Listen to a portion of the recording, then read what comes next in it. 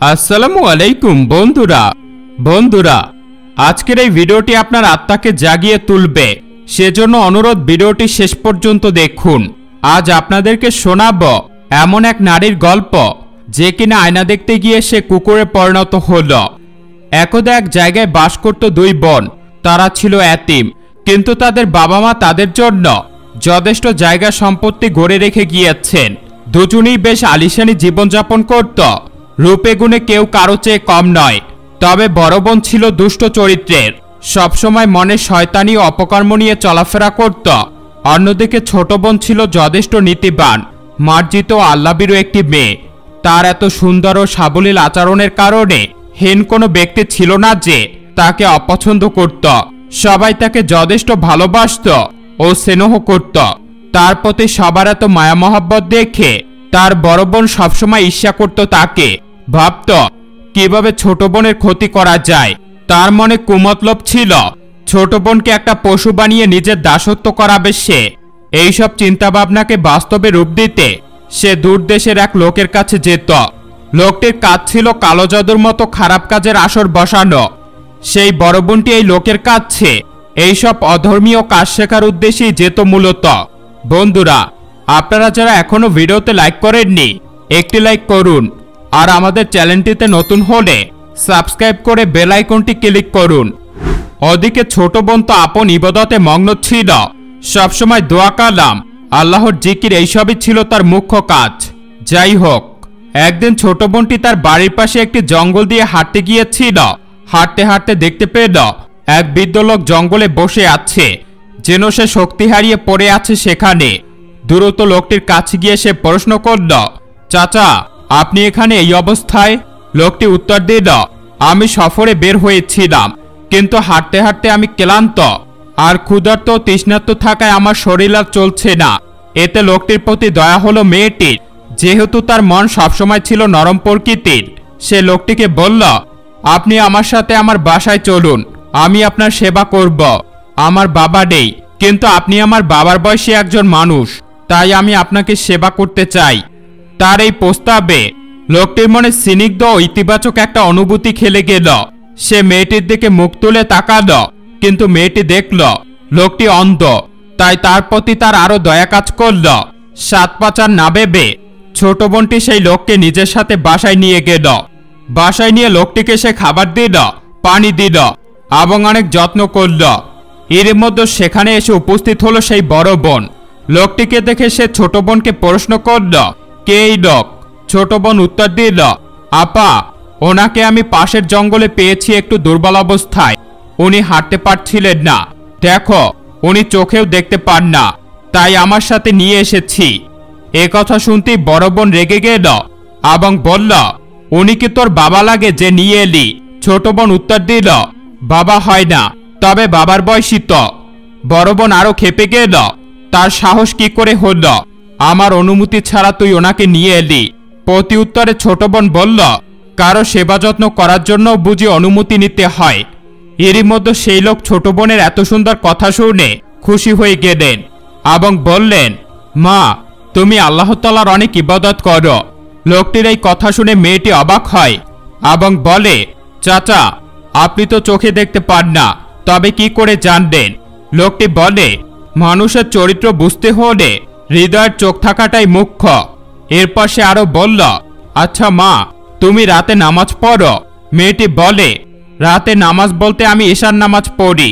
এরপর কি আর কোনো নামাজ আছে? আমার আসলে জানা নেই, কারণ আমার মা বাবা অনেক আগেই মারা গিয়েছেন। লোকটি বলে, এটা ঈশার নামাজ নয় মা, এটা এমন এক নামাজ যা রাতে ঘুম থেকে উঠে পড়তে হয়, গভীর রাতে তাহাজ্জুদের নামাজ। তুমি কি পড়বে আমার সাথে? লোকটির এই প্রস্তাবে মেয়েটি রাজি হয়ে যায় এবং তারা একসাথে নামাজ পড়তে শুরু করে। সারা রাত ধরে তারা ফজর পর্যন্ত নামাজ পড়ে, আল্লাহর ইবাদত করে। সারা রাতের এই ইবাদতে ছোট বোনের এত ভালো লাগে যে এমন অনুভূতি তার মনে আগে কখনো আসেনি। এদিকে ছোট বোনকে এভাবে আল্লাহর ইবাদতে মগ্ন হতে দেখে বড় বোনের মনে প্রচুর হিংসা কাজ করতে থাকে। সে রেগে মেগে একাকার। এভাবে চলতে থাকে বেশ কয়েকদিন। একদিন সেই বড় বোন ভাবে যে না, আমার এই বোনের একটা হেস্তনেস্ত করতেই হবে। তাই সে চলে যায় কালো জাদু পূজারী বাবার কাছে। সেখানে গিয়ে বাবার কাছে সে বলে, বাবা, আমাকে এমন কোনো আমল শিখিয়ে দিন যেটির মাধ্যমে আমার বোনকে আমি বধ করতে পারবো। আমার বোনের কাছে এক লোক এসেছে, তারা দুজনে মিলে সারা রাত ইবাদত করতে থাকে। আমার বোন দেখছি আজকাল খুব সুখে আছে। আর তাছাড়া তাদের এই কার্যে আমার ভয়ও লাগে, যেন আমার বিরুদ্ধে আমার বোন কিছু করেছে। আমার মনে হয় সে সমস্ত সম্পত্তি হাতিয়ে নিতে চাচ্ছে। এখন আমি চাচ্ছি তাকে কোনো পশু বানিয়ে ফেলতে। এমন কোনো আমল আছে কি? কালো জাদু পূজারী উত্তর দেয়, তুমি তাকে কেমন পশু বানাতে চাচ্ছ? বড় বোন বলে, যে কোনো পোষা প্রাণী হতে পারে, যেমন কুকুর, অর্থাৎ সে যেন সবসময় আমার গোলাম হয়ে থাকে। তার কথা মতে এইবার সেই লোক তাকে আমল শেখাতে শুরু করে। এ এক ভয়ানক আমল, যেটা করার জন্য মেয়েটিকে কবরস্থানে যেতে হতো। এদিকে সেই ভয়ানক রীতিতে মগ্ন হল, অন্যদিকে তার ছোট বোন আল্লাহর ইবাদতে মগ্ন। এভাবে কিছুদিন কেটে গেল। একদিন সেই বৃদ্ধ লোকটি মেয়েটিকে বলে, মা, এইবার আমার যাওয়ার সময় ঘনিয়ে এসেছে। তোমাকে আমি যা যা আমল শিখিয়েছি সবসময় তা মানার চেষ্টা করবে। এতে মেয়েটির মন খারাপ হয়ে যায় এবং বলে, আপনি চলে গেলে আমার কি হবে? আমি একা একা কি করে থাকব? লোকটি বলে, সবসময় বিশ্বাস রাখবে, আল্লাহই উত্তম পরিকল্পনাকারী। তিনি আমাদের পথ দেখানোর মালিক। তিনি তোমাকে সাহায্য করবে। তিনি সবসময় তার বান্দাদের সাহায্য করার জন্য একটা না একটা পথ খোলাই রাখেন, ঠিক যেভাবে একবার তোমাকে পাঠিয়েছিলেন আমার সাহায্য করার জন্য। তাই সবসময় তার প্রতি বিশ্বাস রাখবে। এ কথা বলে লোকটি মেয়েটির কাছ থেকে বিদায় নিয়ে সেখান থেকে চলে যায়। এরপর বড় বোনটি বাসায় ফিরে এলো। বাসায় এসে দেখে তার ছোট বোন একা। ছোট বোনকে একা দেখে সে খুবই খুশি। সে ভাবতে থাকে, এই বুঝে একে বধ করার সুযোগ এলো। বোনকে সে বধ করবে, তাই ছোট বোনের সাথে খুব ভালো আচরণ করতে লাগলো, তাকে স্নেহ করতে লাগলো, তার সমস্ত কাজ করে দিতে লাগলো। বড় বোনের এমন আচরণ দেখে ছোট বোন দারুণ খুশি। সে ভাবে, বড় বোনের মাঝে বুঝি পরিবর্তন আসলো, সে ভালো হয়ে গিয়েছে। অথচ হাই, বেচারি জানি না যে তার সাথে কি ঘটতে চলেছে। এর ফাঁকে তার বড় বোন সবকিছু গুছিয়ে নিল ছোট বোনের ক্ষতি করার জন্য। আজ তাকে অন্য বড় এক কবরস্থানে যেতে হবে। সে সবকিছু গুছিয়ে নিল। এর ফাঁকে তাদের দরজায় কড়া নাড়ার আওয়াজ এলো। ছোট বোন তখন নামাজ পড়ছিল, তাই বড় বোন গিয়ে দরজা খুলতেই দেখতে পেল সেই বৃদ্ধ অন্ধ লোকটা দাঁড়িয়ে আছে। তাকে দেখি মেয়েটির রাগ হল এবং লোকটিকে জিজ্ঞেস করল, আপনার কি চাই? লোকটা বলল, আমি কি আজকের রাত এখানে থাকতে পারি? সে উত্তর দিল, না, আমি আপনাকে চিনি না, তাই এমন অপরিচিত লোককে আমি ঘরে জায়গা দিতে পারি না।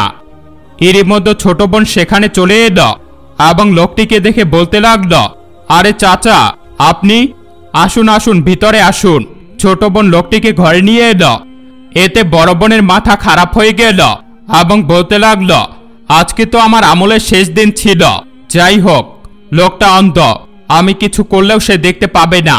এই ভেবে সবাই ঘরে বসল। বড় বোন এইবার ছোট বোনের কাছে গিয়ে বলল, বোন, আমাদের বাবা মা তো বেঁচে নেই, কিন্তু বাবা মা যা আমল শিখিয়ে গেছেন সবটাই তুমি ঠিকঠাকভাবে পালন করছো। এতে আমাদের উন্নতি হচ্ছে, আমরা শান্তিতে আছি। তার জন্য তোমার প্রতি আমার অনেক ভালোবাসা ও কৃতজ্ঞতা। বড় বোনের মুখে ভালোবাসার কথা শুনে ছোট বোন খুশিতে আত্মহারা। বড় বোন আরো বলতে লাগলো, তোমার প্রতি এই কৃতজ্ঞতার প্রকাশ করতে আমি তোমার জন্য উপহার এনেছি। ছোট বোন জিজ্ঞেস করল, কি উপহার এনেছ? বড় বোন বলল, আমি একটা অনেক সুন্দর আয়না এনেছি, যেন তুমি এই আয়নার সামনে দাঁড়িয়ে নিজেকে সাজাতে পারো। এতে ছোট বোন বলল, আমি দুনিয়াবি সাজতে চাই না আপা, এটা আমার প্রয়োজন নেই। তখন বড় বোন বলল, আচ্ছা ঠিক আছে, সাজিও না, কিন্তু আয়নাতে একবার নিজেকে তো দেখতে পারিস, আয়নাটা বাড়ি সুন্দর। এই বলে সে জোর করে সেটা দিতে গেলে অমনি সেই বৃদ্ধ লোকটা বলে উঠল, মা, তুমি তো তোমার ছোট বোনের চেয়েও বেশি সুন্দরী, তুমি আগে নিজেকে দেখো। বড় বোন মেয়েটি বলল, আপনি কি করে জানেন? লোকটি উত্তর দেয়, কারণ কারো সৌন্দর্য জানতে হলে মনের চোখই যথেষ্ট।